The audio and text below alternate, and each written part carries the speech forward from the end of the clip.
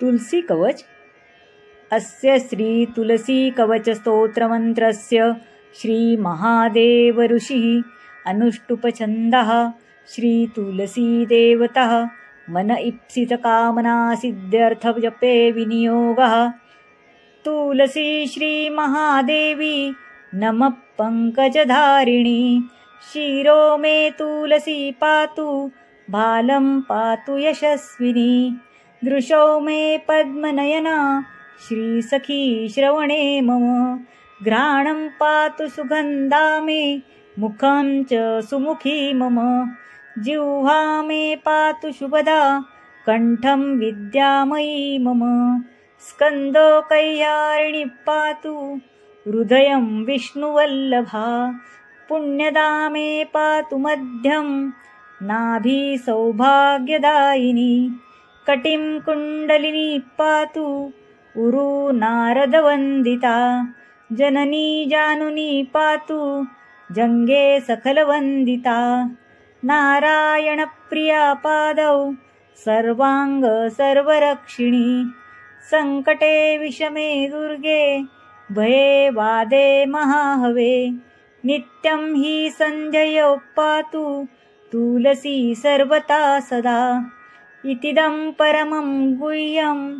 तुलस्या कवचामृतं मर्त्यानामृतार्थाय भीतानाभयाय च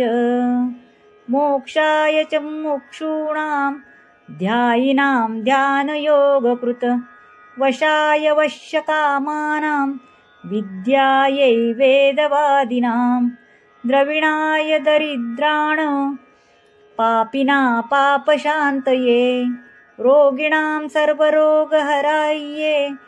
आरोग्यप्रदाये अन्नाय क्षुदितानां च स्वर्गाय स्वर्गमिच्छतां पशव्यं पशुकामानां पुत्रदं पुत्रकाङ्क्षिणां राज्याय भ्रष्टराज्यानां शान्तानां च शान्तये भक्त्यर्थविष्णुभक्तानां विष्णो सर्वान्तरात्मनि जाप्यं त्रिवर्गसिद्ध्यर्थं गृहस्थेन विशेषता उद्यन्तचण्डकिरणमुपस्थाय कृताञ्जलि तुलसी कानने तिष्ठ नासिनो वाजपेदिदं सर्वान् कामान् वाप्नोति तथैव मम सन्धिनि मम प्रियकरं नित्यं हरिभक्तिविवर्धनं यास्यान्मृतप्रजा नारी तस्या अङ्गं प्रजार्यमेत् सा पुत्रं लभते दीर्घ जीवनं चाप्यरोगिणं वन्ध्याया मार्जयेदङ्ग कुशे मृत्रेण साधकः सापि संवत्सरादेव गर्भं दत्ते मनोहरम् अश्वत्थे राजवश्यार्थी जपेदग्ने सरूपपाप पलाशमूले विद्यार्थी तेजोऽर्थ्यभिमुखो रवे कन्यार्थी चण्डिका गेहे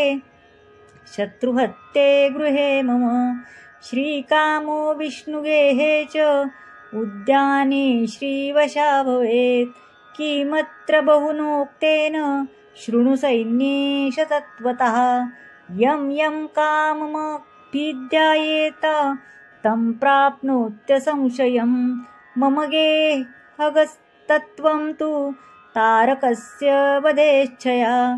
जपनस्तोत्रं च कवचं तुलसीगतमानसा मण्डलात् तारकं हन्ता भविष्यसि न संशया इति श्रीब्रह्माण्डपुराणे तुलसीमाहात्म्ये तुलसीकवचसम्पूर्णं श्रीकृष्णार्पणमस्तु। श्री स्वामी समर्थ।